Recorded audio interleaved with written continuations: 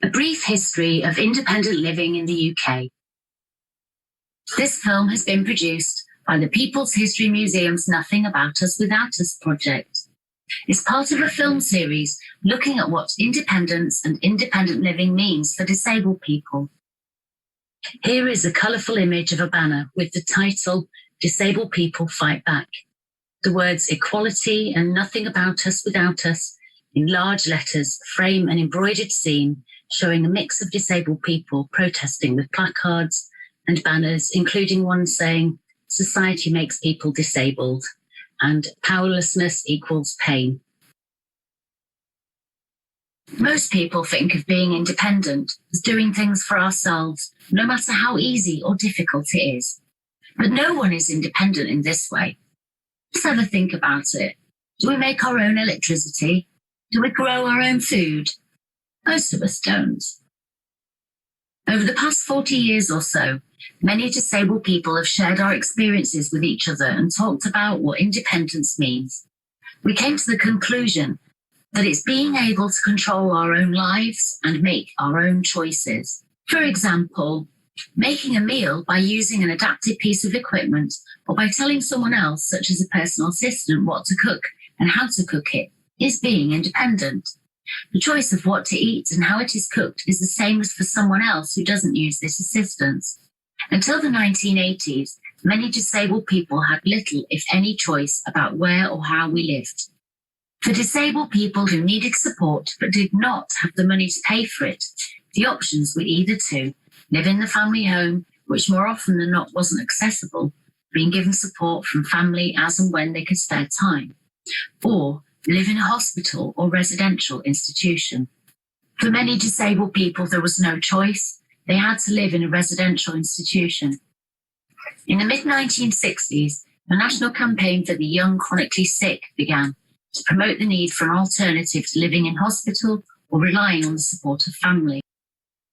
The group provided evidence for the bill MP Alf Morris was promoting, which became the Chronically Sick and Disabled Persons Act 1970. Here is an image of a pamphlet with the words, "Pamphlet from Alf Morris's Chronically Sick and Disabled Persons Act, analysed for you by David Weitzman QC MP, with a foreword by the Right Honourable Howard Wilson, OBE MP. Introduction by Alf Morris MP. Price 1s60, post fee." At the top are two black and white cartoons. One titled, "Now This," has a wheelchair user in a room surrounded by people, some look like children. The second, titled, "Not This," has two people in what look like hospital beds. Here is a picture of Pamela Lafane, a prominent activist in the group. After years of fighting the rigid hospital regime, Pamela became a journalist from her hospital bed, in particular, having an article published in the Guardian newspaper in 1966.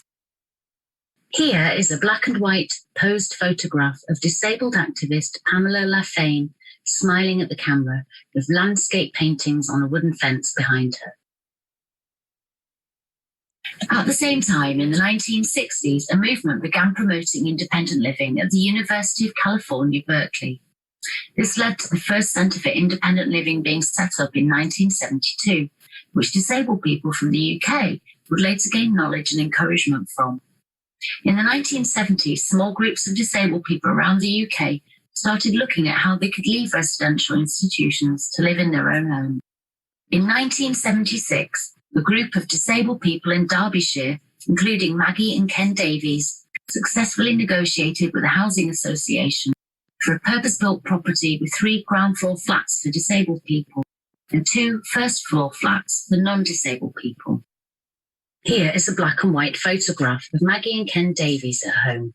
Both are laughing. A black-haired dog is on Maggie's lap, looking like he's posing for the camera.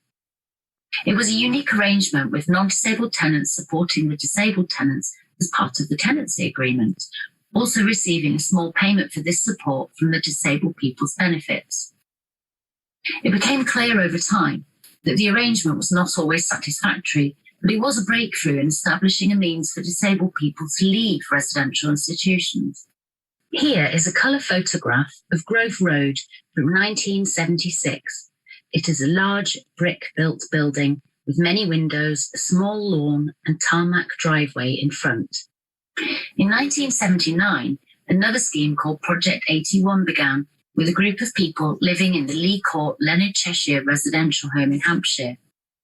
Negotiations with the local authorities paying for their places in Lee Court took 3 years. Then it was finally agreed to give them the money to employ their own personal assistants so they could move out. Here is a black and white photograph of John Evans, a founding member of Project 81. In the photo, John is staring directly at the camera. He has dark-coloured hair and a beard. This photograph was taken in 1981. It is hard to show in a few words the significance of these two schemes. Disabled people had to battle with a paternalistic attitude towards us and to change a whole mindset of thinking about how disabled people could and should live. In the early 1980s, a group of disabled people, including some from both these schemes, travelled to Berkeley to find out about their Centre for Independent Living. They brought back the principles of independent living and the idea that disabled people ourselves should run our own support services. In 1984, both Derbyshire Centre for Independent Living and Hampshire Centre for Independent Living were set up, partly by people from Grove Road and Project 81. They were run and controlled by disabled people and supported all disabled people irrespective of age, background, ethnicity, gender, impairment or sexuality. The two CILs grew differently. This is a black and white photograph from a British Council of Organisations of Disabled People demonstration in 1998. A group of disabled people carrying a banner with HCIL on it. Banner and placards. One of the placards has the words, HCIL says rights not charity written on it. Hampshire CIL produced the first sourcebook on independent living, a video, newsletters, and focused on promoting personal assistance and direct payments. This is the money given to disabled people to employ their own personal assistant. This is an image of the front page of the Hampshire Centre for Independent Living sourcebook towards independent living with the words, Sourcebook towards independent living, care support ideas. It is printed on green paper with black text. More on the lines of the US centres, Derbyshire CIL supported disabled people with information, peer support, housing, personal assistance, aids and adaptations, transport and environmental access. These became known as the Derbyshire 7 Basic Needs and have continued to be used as a basis over the years by CILs and disabled people's organisations. The 1980s started a rollercoaster ride for independent living. A few local authorities created independent living schemes with indirect payments.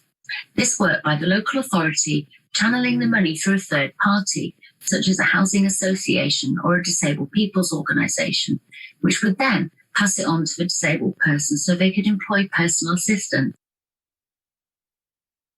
A second temporary improvement was a new benefit called domestic care allowance, introduced in 1984. Disabled people began to use this to pay for the support they needed. Unfortunately, in 1986, the benefit was withdrawn. This led to an outcry by disabled people who were beginning to get used to having more choice and control over their lives. Another blow in 1986 was a threat to the indirect payment schemes. The county treasurer and solicitor in Hampshire decided their scheme was illegal. Fortunately, at the same time, the commission, which audits the work of local authorities, praised the scheme and questioned why it was illegal, so it had a reprieve.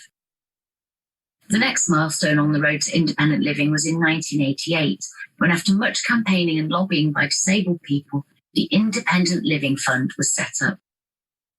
This money that disabled people could apply for to employ personal assistants came from central government.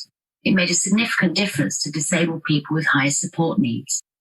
This is a black and white photo of a big demonstration by disabled people from all over the UK in Elephant and Castle in London on the 28th of July 1988, demanding independent living for disabled people. In the photograph, protesters are gathered in front of the Elephant and Castle pub, having peaceful discussions among themselves. 1989 brought the formation of two groups which would increase campaigning for independent living. The European Network on Independent Living was formed in Strasbourg when over 80 people from 14 European countries met at the European Parliament. It's still going strong today. The British Council of Disabled People set up their Independent Living Committee, which was tasked with campaigning for direct payment. This is a black and white image of disabled people carrying a banner at a BCODP rally in 1988. The banner features the words, British Council of Organisations of Disabled People. Another setback came in 1992, when a loss of local authorities which had indirect payment schemes closed them after government sent out a circular saying the schemes were illegal. This was a significant blow and led to even more lobbying for a change in the law. Campaigners became aware that the Treasury was blocking the legislation, believing the cost of the scheme would be too high, partly because of an expectation that more disabled people would apply for direct payments.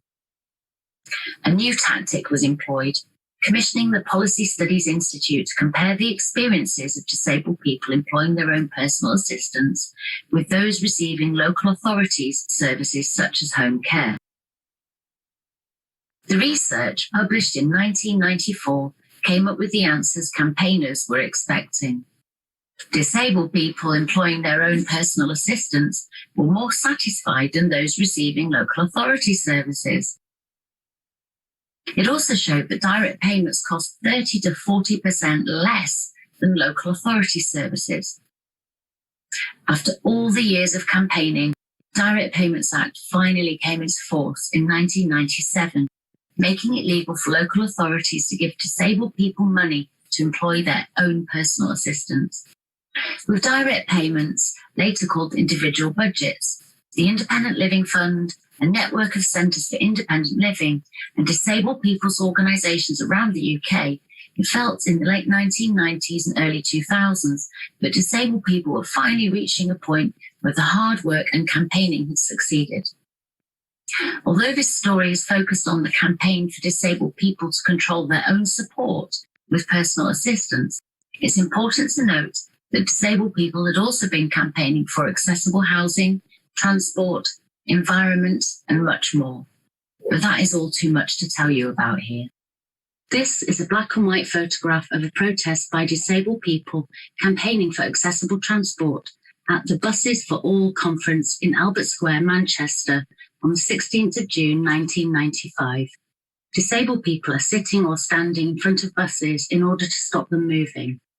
By mid-2010, it was clear again that disabled people's right to independent living was under threat. The Independent Living Fund was closed to new applicants, and a Conservative Liberal Democrat government, which came into power after the May 2010 elections, announced austerity cuts in the money they would give to local authorities.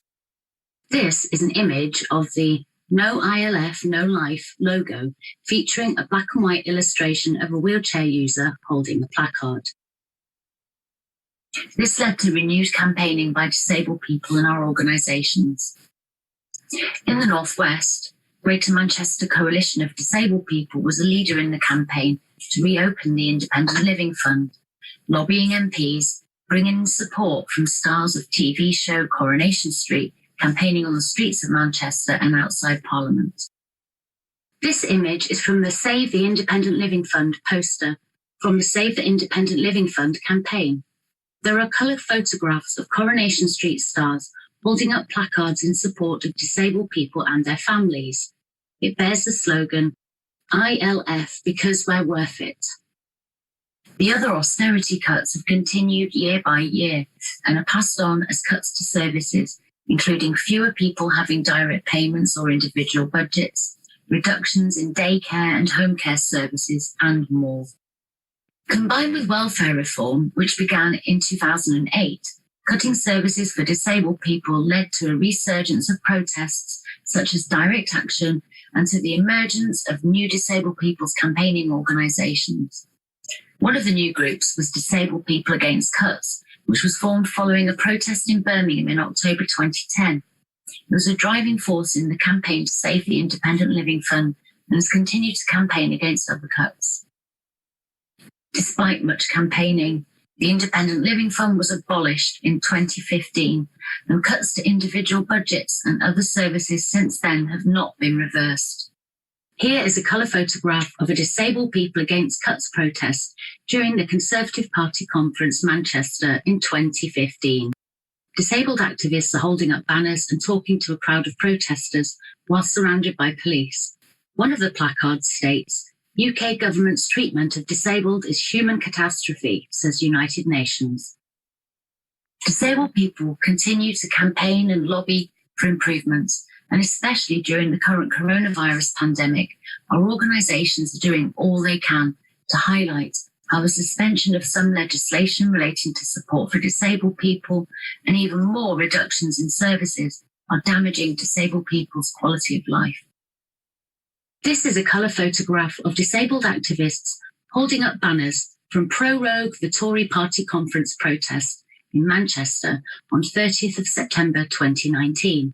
One of the protesters is wearing a Boris Johnson mask whilst dressed as the Grim Reaper. On one of the banners, the words "Rights Not Charity" are written. This film has been produced by the People's History Museum's Nothing About Us Without Us project. It's part of a series of films looking at what independence and independent living means to disabled people. We have made 3 films in this series. 1. The 7 Needs of Independent Living. 2. The History of Independent Living in the United Kingdom. 3. Disabled people's experiences of independent living in the context of COVID-19. Or you can watch them all as one film. If you would like to watch any of these films, they are available to watch for free on the People's History Museum website.